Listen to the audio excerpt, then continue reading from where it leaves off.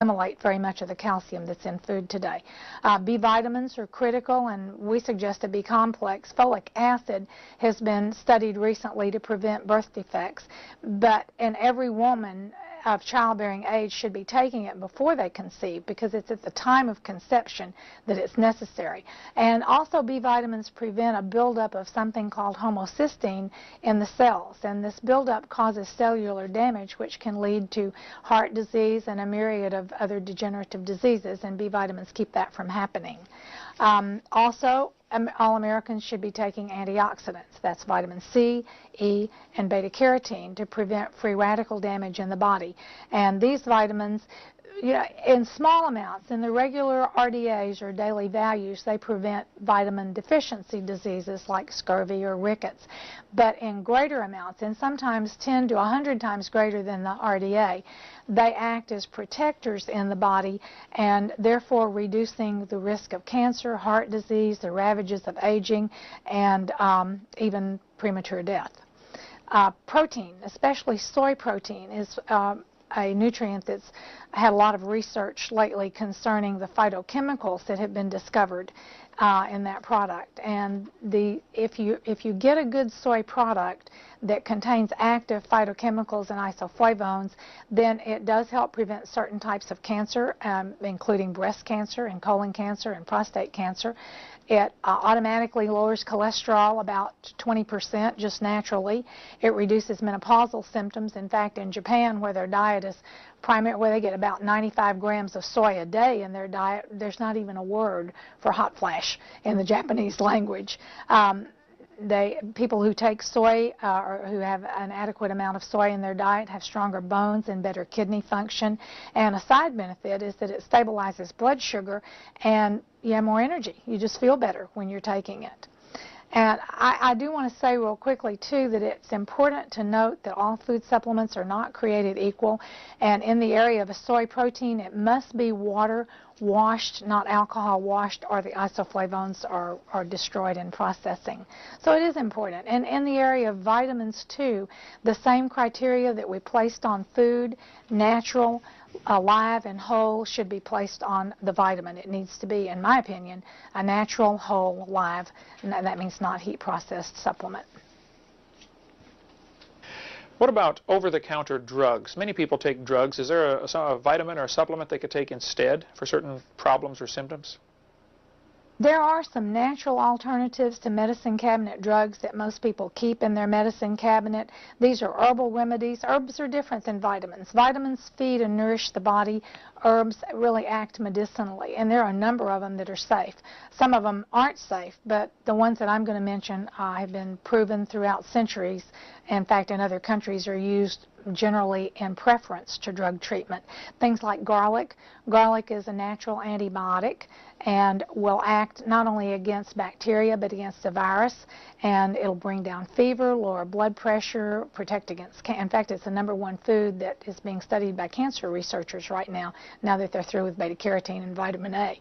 And another one would be echinacea. Echinacea is an herb that boosts the immune system and could be used for cold and flu symptoms. It activates the white blood cells, and it increases resistance to infection. It really, really makes a difference when someone is coming down with a cold or something. You start taking echinacea immediately, and very often you can avert that illness. Stomach problems, rather than Tums for the tummy, something like peppermint ginger. Peppermint ginger does a great job with nausea or bloating or any type of digestive disorder. Valerian in place of sleeping pills. Valerian is an herb that has been proven to not only help you go to sleep faster, but help you stay asleep and sleep deeper. In fact, you can sleep a shorter period of time and wake up feeling like you've slept double the amount of hours. It's great. Ginkgo biloba for memory loss. Ginkgo, when we get older, we say, well, I just can't think the way I used to. And it's true, we probably can't, because we're not getting the same oxygen supply to brain cells. And what ginkgo biloba does is help increase the circulation to the brain, and thereby you do think better and your memory functions better. And a side benefit is that it also helps prevent the risk of stroke. Ginseng boosts energy, and it's a stress adaptogen, and that's another area where it's important to know what you're getting, because there are probably 30 different kinds of ginseng, but only 2 of them really make a difference. And ginseng, sometimes you'll see it listed as a fad herb, but that's probably because they haven't gotten hold of the right kind of ginseng, because it really does make a difference. It stimulates the nervous system too. So if you're tired and you need a boost, ginseng's the thing to head for. Glucosamine is another one that's been well studied and well researched, and it definitely rebuilds joint cartilage. Great product for someone who suffers from joint pain, and not even someone who has arthritis, just someone who runs on a daily basis or who has joint pain in the legs or knees or back or whatever. Glucosamine really helps. Depression is a real problem in our country today. In fact, I think it's one of the #1 drugs is Prozac, and there is an alternative that's natural, that has no side effects and completely safe, and it's called St. John's wort, and it really works. Prostate problems, saw palmetto works better than any prostate drug on the market, better even than surgery to reduce the symptoms associated with that.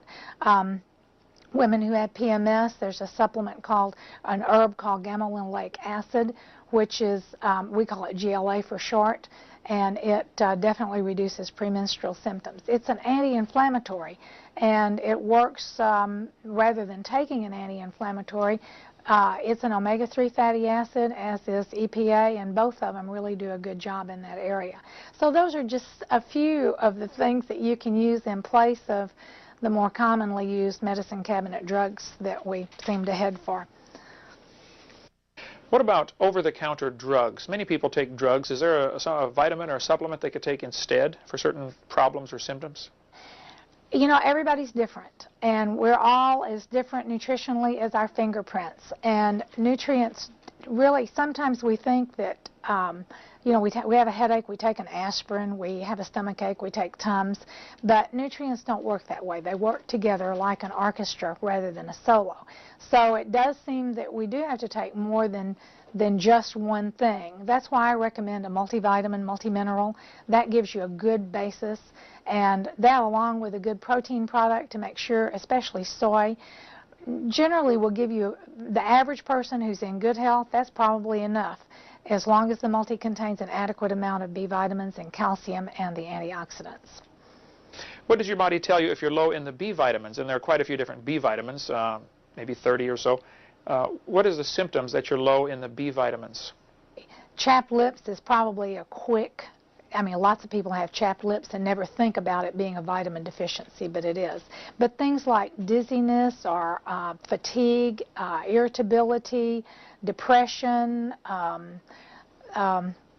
craving sweets can be a B vitamin deficiency. Skin problems, dry, rough skin can be a B vitamin deficiency. Muscle cramps, by the way, can be B vitamin deficiency too. So, I mean, it is hard to kind of pinpoint what it is. Heart palpitations, mood swings can be a B vitamin deficiency, because B is a stress vitamin, and it also is an energy vitamin. B is required to produce energy from foods. So any problem in the area of fatigue, you'd look for B also. All right, and what are the deficiency signs of a person who's low in vitamin C? If you bruise easily, you have a vitamin C deficiency. An eye problem could be a C deficiency. Bleeding gums or nosebleeds could be a C deficiency. What one thing would you say is the most important in order to be healthy? I think the most important thing to remember is that your health is your responsibility. It's not your doctor's. And so many people today depend on their doctor to tell them what to do. And doctors really aren't trained in preventing disease. They're trained to cure it. And yes, when you get sick, go to your doctor. But try to do something on your own you can make a difference in the way you feel today, and you can make a difference in your health by what you do today, even 20 years from now. And I won't quote this exactly because I don't remember the exact quote and couldn't find it when I came.